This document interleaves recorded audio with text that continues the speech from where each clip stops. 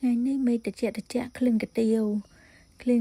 ងក្នុងជ្រូកសាច់ជ្រូកច្រាមអីចឹងណាបងប្អូននិយាយរួមតែយើងអ្នកនៅស្រុកគេក្លិនអីចឹងទៅធ្វើខ្លួនឯងញ៉ាំឲ្យបានញ៉ាំមិនដូចនៅស្រុកខ្មែរគេស្រួលគ្រាន់តែក្លិនទៅតាហាងទៅផ្សារអីមានលក់អីក៏មានលក់ដែរស្រុកខ្មែរបើយើងនៅណាអត់ទេតើយើងធ្វើខ្លួនឯង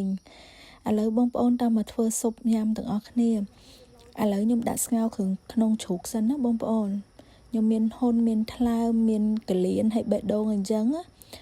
តែខ្ញុំយកវាទៅលាងជាមួយទឹកខ្មេះហើយអំបិលសិនណាបងប្អូនច្របាច់វាឲ្យវាអស់ក្លិនឆ្អាបក្លិនអីបន្ទាប់មកយើងដាំទឹកហើយខ្ញុំដំខ្ញីដាក់ជាមួយស្លឹកក្រូចបងប្អូនដាក់ស្ងោរវារៀងយូរដែររៀងផុយអញ្ចឹងបន្ទាប់មកខ្ញុំដាក់ស្ងោរស៊ុបបងប្អូនទិញបាន3គក់ដាក់មាន3គក់មានការ៉ុតមានចថាវមានអីចឹងហើយឆ្អឹងជ្រូកហ្នឹងខ្ញុំយកទៅស្រុះហើយបងប្អូនគឺលាងវាឲ្យវាស្អាតលាងជាមួយទឹកត្រជាក់បងប្អូនពេលយើងស្រុះហើយយើងដាំទឹកឲ្យពុះទៅបងប្អូន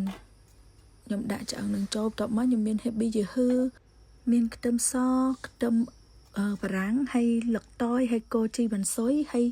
នឹងសាច់ពៅប្រៃម្ដុំ2ដុំណាបងប្អូនយើងដាក់វាចឹងហើយពេលវាពុះទៅយើង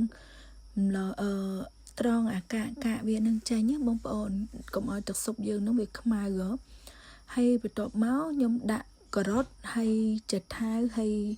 បេគក់ចូលបងប្អូនដល់សាច់ជ្រូកវារៀងផុយឆ្អឹងជ្រូកវាដូចឆ្អឹងគោអញ្ចឹងខ្ញុំដាក់រៀងលឿនដែរបើឆ្អឹងគោខ្ញុំរៀងមាស់អញ្ចឹងណាហើយខ្ញុំដាក់ថែមទឹកត្រីហើយស្ករ2ស្លាបព្រាហើយអំបិល1ស្លាបព្រាហើយរ៉ូឌីម្សៅស៊ុបរ៉ូឌីនឹង1ស្លាបព្រាដែរហើយដុំស៊ុបមាន់2ដុំផងបងប្អូនគ្រឿងស៊ុបខ្ញុំអត់មានអីច្រើនទេបងប្អូនព្រោះខ្ញុំយកជាតិចេញពីឆ្អឹងចេញពីបន្លែបងប្អូនប៉ុណ្ណឹងរួចរាល់មួយមាត់ប្រហែលជាកន្លះម៉ោងទៀតហើយយើងដាក់ប្រហិតរួចរាល់ជាការស្រេចបងប្អូនអូយស្រួលធ្វើដែរតើអាហ្នឹងបើយើងចេះស្រួលជឿខ្ញុំមកបងប្អូនឲ្យតែយើងចង់ញ៉ាំអីក៏យើងធ្វើបានដែរគ្រឿងខ្ញុំមានសាច់ជ្រូកច្រាមមានសាច់គោខ្ញុំយកទៅសុះតិចហើយបងប្អូនហើយគ្រឿងក្នុងខ្ញុំហាន់វាចំណិតចឹងណាហើយកាទៀវក៏ខ្ញុំសុះហើយដែរបងប្អូននេះប្រើកាទៀវម៉ាក់ហ្នឹងល្អស្វិតនេះមកពីខ្ញុំធ្វើញ៉ាំគ្នាច្រើនចឹងខ្ញុំសុះកាទៀវហើយពេលដែលមកយើងគ្រាន់តែចាប់សាច់ចាប់កាទៀវយើងដាក់ទឹកស៊ុបហើយហ្មងបងប្អូនវីដេអូមានតែប៉ុណ្្នឹងឯណាអរគុណច្រើនបងប្អូនជួបគ្នាវីដេអូក្រោយ